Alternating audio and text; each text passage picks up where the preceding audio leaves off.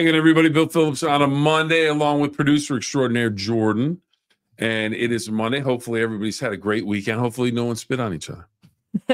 Apparently, that is now a thing in the National Football League. It just seems like it keeps coming up with this weekend Steelers-Bengals game, Cincinnati and Pittsburgh, and Jamar Chase. A lot of people say, I saw it on tape. He says he didn't do it. But there's clear evidence. Ramsey of the Steelers, defensive back, he said he did it. And he just was like, after that, I'm not going to hold back. So we'll talk about that. We'll talk about, it was a big weekend of college and pro football at Acrisure Stadium in Pittsburgh. Big games all over the place. But Jordan, fresh off of her trip to Chicago for a concert and then a trip to Pittsburgh for a concert with the Jonas Brothers. Well, by the way, I saw on my email, because Disney Plus may be in our repertoire on the cable, the Jonas Brothers, your guys, Christmas movie coming out. It already is out. How excited are we about this? So excited. I have not watched it yet, but you'll definitely be tuning in to watch it. Okay. Think they'll sing in it? Yes, they do.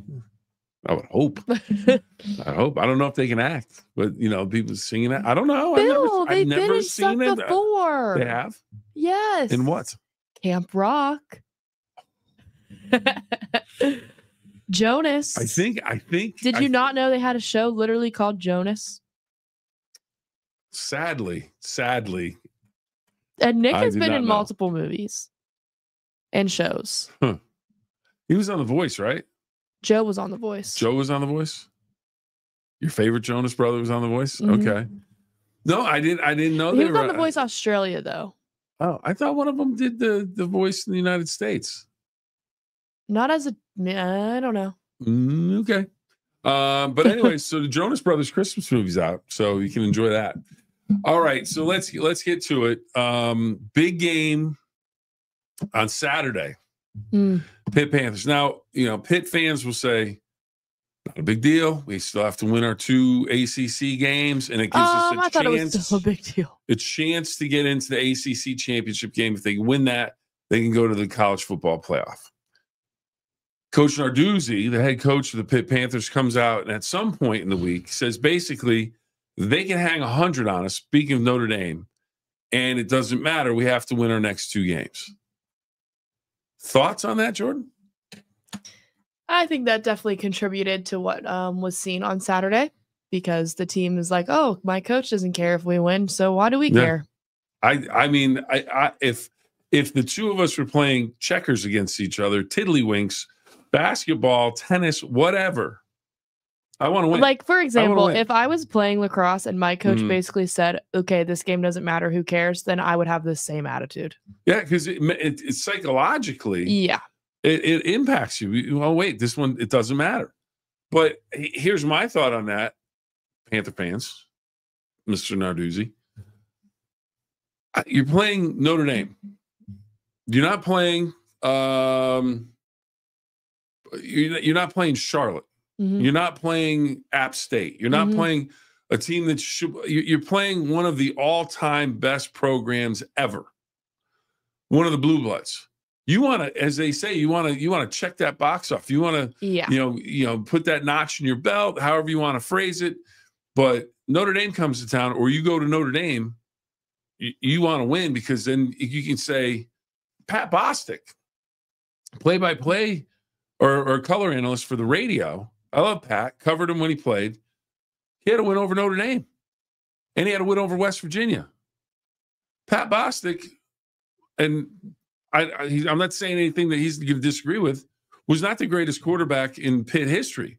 But those 2 wins alone have kept him in the spotlight, kept him in working at Pitt, kept him on the radio. And he's a great guy, does a great job with all that stuff. But if he doesn't beat anybody, I mean, if he doesn't beat anyone, but wins those 2, that's legendary status. People, you look past it. Man, he was a good quarterback. He wasn't Dan Marino. He beat Pitt and he beat Notre Dame, or he beat West Virginia when they were trying to go to the national championship game. So yeah, I don't know why Narduzzi, the head coach of the Pitt Panthers, would do that. Mm-hmm.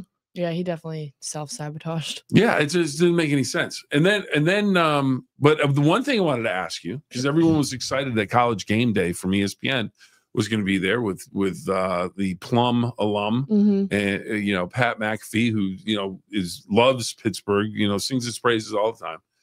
They had the show down there, and what was that like? Now, understand that you went to the game. Yeah, and you were down there early, but did you get? I got down there at like 7:20, and people that I don't think the people that we were meeting there were there yet. So we walked over to College Game Day, and it was like obviously like the area where it's like blocked off for like the students and stuff. Yeah, that was all filled, but it wasn't like super duper busy after that. At that point, like there was a bunch of people still there, but it wasn't like super packed yet. And then we made like signs because they had a thing where you could write signs. So we made some signs.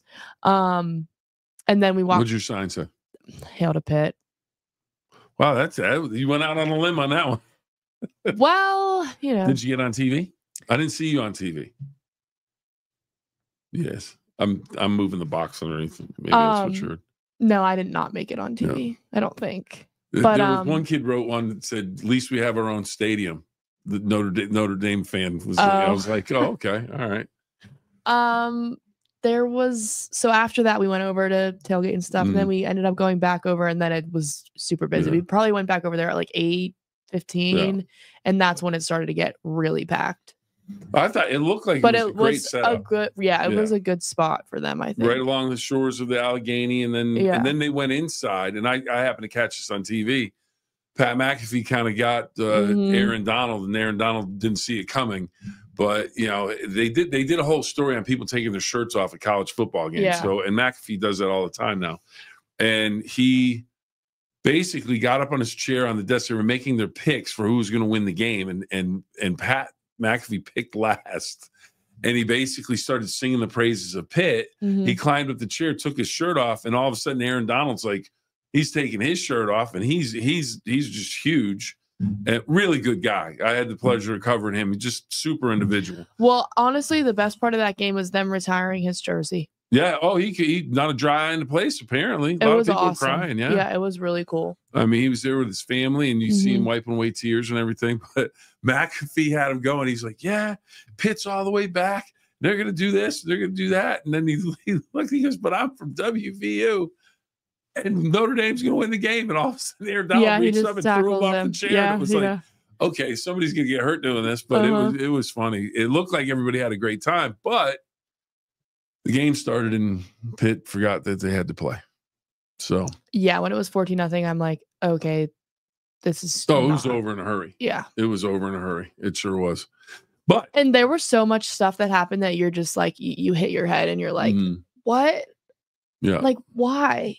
Like what? Like it was so frustrating to sit there, to sit in there. Now the thing is, if Pitt goes and wins the next two games and gets the ACC championship game and wins it, then Narduzzi's a genius.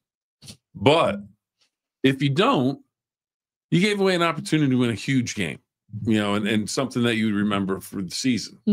Because you didn't beat WVU, and those are the games that people remember. But anyways. I would never come out and say that well, you can hang on to it. It doesn't matter. If you're keeping score, that everybody, even when you're coaching little kids, the people say, oh, we don't keep score. The kids know who won. You tell a seventh grader, or not seventh grader, but a 7 or 8 year old. Yeah. Oh, I won by 10 goals. They're keeping track. So that was surprising. Okay. Now let's get into our big topic. We only have a few minutes to get into it on the 9-minute Phill-Up. What is going on with people spitting on each other in the National Football League? Yeah. Beginning of the season, Dak Prescott, and I can't remember the defensive lineman's name. He's their best, Steve Carter, I think, maybe. But spits on Dak Prescott. They're going back and forth, verbally going back. So then fast forward to Sunday. Yeah. Jamar Chase and Jalen Ramsey start getting into it. Safety, wide receiver. Yeah. And the Steelers did a great job keeping him down. So that was frustrating. Well, like Jamar the first thing was they both got unsportsmanlike conduct. And that was like, I was like, really? Like, why? Yeah. Every time that happens, I'm like, why do we have to do this? Just play the game. Yeah, and Jalen Ramsey, the thing is, he's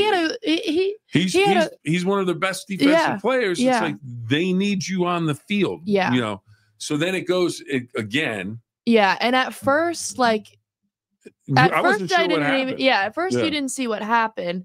And then at least on the TV, they show it again, and all you see is him like hit him. Yeah. And like push him.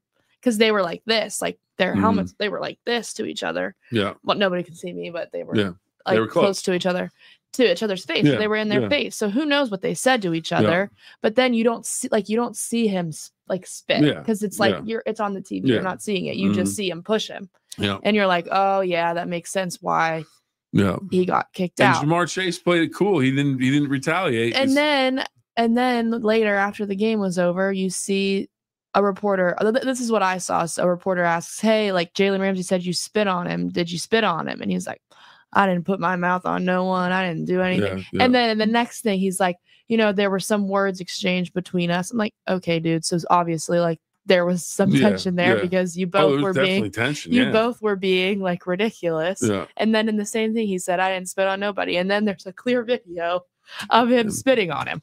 Yeah, I mean, but it's always the person that retaliates that's going to get in trouble. Oh, absolutely, so. And I can understand Ramsey getting upset. Yeah, I'm like, if that happened, if someone was like that to me, I'm hitting you in the face too. But why do people? What is that? Why do people go to that? It's just gross. I mean, it really is. It's like, what are we doing? I don't know. Charlene checks in.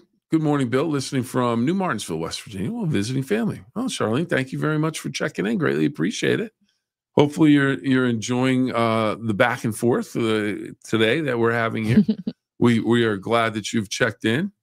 Let's see. Sean checking in. Good morning, Bill. Did an excellent job. Thank you very much, Sean. Greatly appreciate that. And thank you for stopping by.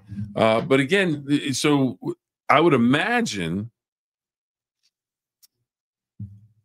the Eagles game, and for the life of me, I got to look it up. For the life of me, I can't think of his name. The defensive lineman for the Eagles was basically suspended one game. He was kicked out before the game started. So they said that was his suspension, basically. Oh. He missed the whole game, so he didn't have. Now, Jamar Chase, that was at the end of the game. So is he going to be suspended for next week's game for Cincinnati? I don't know. Adam Schefter tweeted in that something's going to happen. Something's going to be announced about it today. So let's see if we can figure out who was the spitter for the Eagles. I don't know. I don't know why I can't remember. How about the Eagles won last night? They just everyone thinks they're down this year, and they keep winning. Jalen Carter. Okay, I had the last name right. Jalen Carter, and he's one of their best players. Yeah. I mean, he's maybe their best defensive player, but it's just, again, I don't know what gets you that upset to the point where, hey, you know what? This sounds like a good idea. Let's spit on him. Mm-hmm. Now, maybe it's because you have the helmets on. If I punch him, I can't really hurt him, but you hurt him by playing better than them. It's like okay. I guess I get talking crap to each other, but really? Oh, I mean, that goes on constantly. Yeah. Like you go to an NFL practice. Yeah. I mean, people just jabbering the whole time, but getting spitting? Each other, but the spitting thing, it's like, what are we doing? That's, you're going to have. How old are you? Yeah. That's going to need, I mean, Jamar Chase is as good a wide receiver as there is in the league. Yeah. He's probably, arguably the best one in the league. He's in the top 3 regardless. Mm-hmm. It's like, but it's like everyone saw it. So why are you going to deny it when everyone saw it? Is there a chance? Do we give them the benefit of the doubt that maybe they're talking blah, blah, blah, and just, how you talk? Did you see the spit? I didn't see the spit. I've heard about it. I have not. My son tried to show it to me. I will show you. It's clear as day, Bill. It's clear as day. He's holding the phone. It's wobbling back and forth. I couldn't see the spit. It's clear. That's like wait a minute. It's the Seinfeld episode.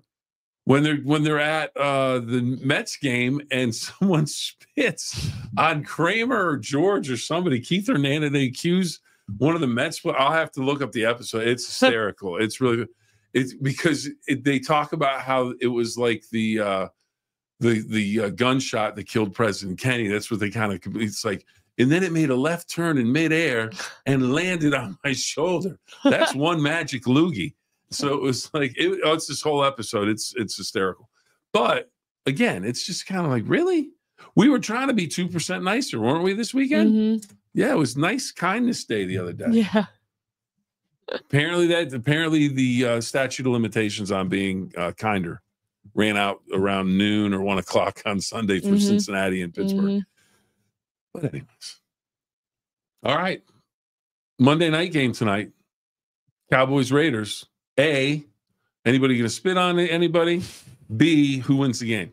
Tie. The tie. Another tie. A tie, and the earth will open up and oh, real quickly. Shedeur Sanders. Gabriel gets knocked out of the game with concussion symptoms or head injury. So Shedeur Sanders gets to come into the game. Place is going bananas in Cleveland. They just love it, and completes his first 2 passes. And then after that, bad, rough. And I'll say this, and I'm not defending him but the Ravens were like, we're sending everybody. We're going to blitz everyone, so he's going to have to be overwhelmed with that. But then on top of that, you got to throw the ball away. I mean, if nobody's open, you're running for your life. Throw the ball away. It's not time. You haven't, and he hasn't played a snap since training camp. So a lot of people are like, oh, he was awful. He was overwhelmed. He hadn't played since training camp. He's a rookie. And the training camp speed and what you see out of defense, you look at, are completely 2 different animals. Yeah. And then the playoffs and the whole thing. And it really is amazing how it's continually speeds up. And I've had the opportunity to be on the sideline at the end of games, training camp, regular season, playoffs, and it's just crazy. Yeah. So yeah, give him a little bit of give him a break. See if he starts next week. He hasn't had all the first team reps and all that stuff. So be interesting to see. But everybody, I'll tell you what, they were excited. They want him to be the starting quarterback in Cleveland. The fans do. They really, really do. So that'll be interesting to see how that goes. Okay, so tonight you're picking a tie. And what about the spitting? Anybody going to spit on each other? Hopefully not. It's so childish. It really is. All right. Well, I think we were down in the gutter today a little bit, Jordan, talking about spitting and everything. So anyways, hopefully everybody had a great weekend. Hopefully you're off to a great Monday. Jordan, thank you so much for your expertise on all these topics. Again, remember the 2 rules, everybody. Oh, wait a minute. Before we go, we have to do this. Every piece of paper has a story. What if that story didn't end when you were done with it? At Valley Converting, we turn your old paper products into recycled paperboard, continuing the story. Locally owned and operated in Toronto, Ohio, bringing your paper to Valley Converting isn't just about recycling. It's about supporting a cleaner, greener future for all of us. We are here 5 days a week to help you make some green by going green. And remember, recycle for your future. Mike Biasi and the crew in T-Town, the Gem City of Toronto, Ohio. And we can't thank them enough for all that they do for the 9-Minute Phill-Up. And we've got a couple of, let's see, we've got Carol checking in with a good morning. Carol, good morning. Carol, good morning, good morning. And Craig checking in. Good morning. Doesn't matter who the quarterback is for Cleveland. You have to protect the QB better. Absolutely. He had no chance. I mean, they were sending, 5 or 6, it seemed like. They were sending the whole defense. They just played man coverage and went, we're rushing everybody else, and he didn't have a chance. So it'll be interesting to see how they if he does play next week as a starter, he'll have a week full of practice. He'll be a lot more prepared than, hey, it's halftime, you got to go in. And you haven't played since August. That's a bit of a task. Because those guys on the other side of the line, they just want, what do we need to do? We want to get to him and tear him apart. Is basically their job. And you're running for your life. So it'll be interesting to see how that all shakes out. Thought the Browns were going to pull the upset yesterday. Really did for quite a bit of that game. They did a good job, but in the end, Baltimore finds a way to come back. Baltimore now 5-5. Just one game behind the Steelers. Steelers get a big win over Cincinnati, 6-4. So it looks like it's going to be a 2-team race in the AFC North as we move forward. All right, everybody. 2 rules. Have fun and always try your best. Jordan, have fun and always try your best. I know you always do. Oh, Carol, thank you very much. Excellent job. Have a great day. You have a great day as well. Everybody have a wonderful day. And we will talk to you next time. We'll talk to you tomorrow. Special guest tomorrow. Might do some UFC fighting news. A special guest that might have a big fight night coming up. We'll talk about that tomorrow. See you later, everybody.